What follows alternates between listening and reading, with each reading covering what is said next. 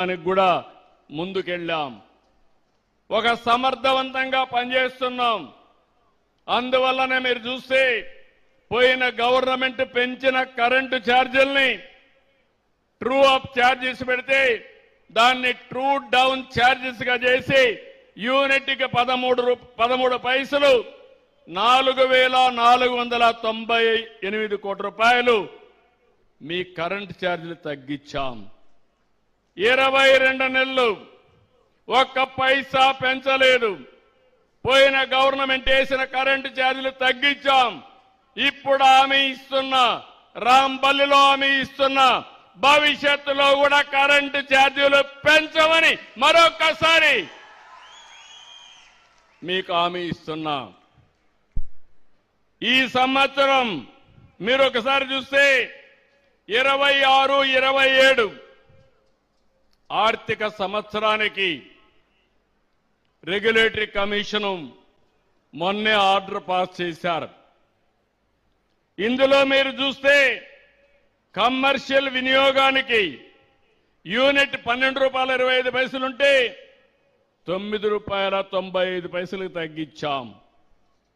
23 లక్షల మంది రైతులకి 9 గంటలు ఎలాంటి ఆటంకం లేకుండా ఉచిత విద్యుత్ ఇస్తున్నామని చెప్పి కూడా నేను మీకు తెలియజేస్తున్నా.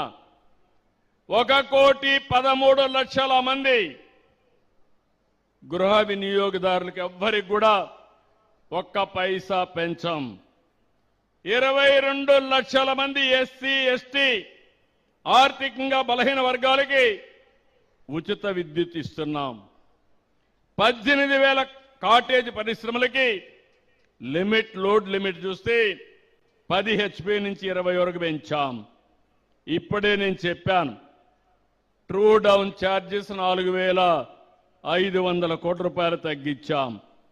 ఇంకో పక్క 24, 25కి అదనంగా ఖర్చు అయితే 15,790 కోట్లు నేను గవర్నమెంట్ భరిస్తాను, మీరు ఏమీ భయపడవలసిన అవసరం లేదని ఎలక్ట్రిసిటీ డిపార్ట్మెంట్కి భరోసా ఇచ్చాను.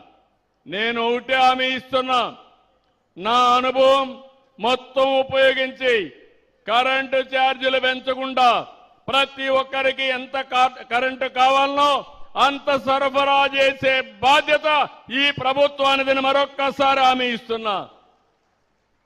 ఇంకొక పక్క 22 నెలలు 802 ప్రాజెక్టులు వచ్చాయి.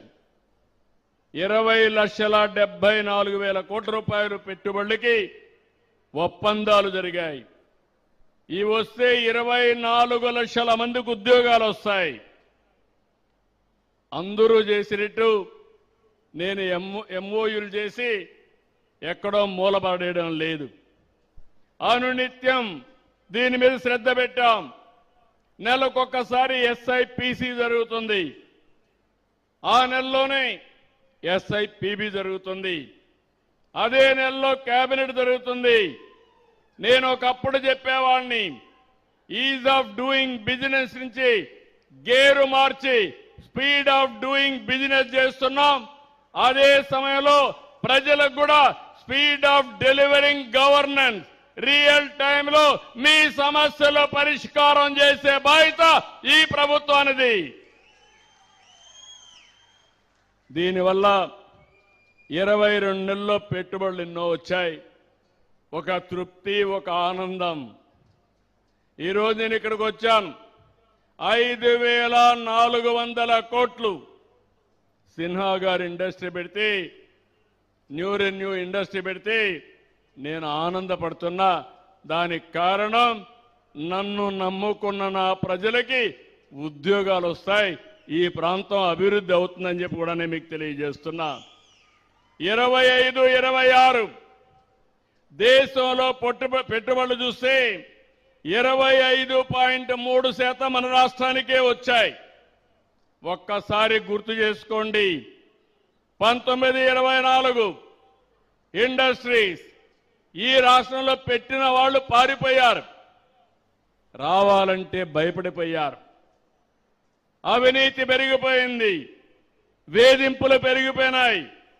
ఎప్పుడు కూడా ఎక్కడ విశ్వాసం ఉంటుందో అక్కడే పరిశ్రమలు వస్తాయి.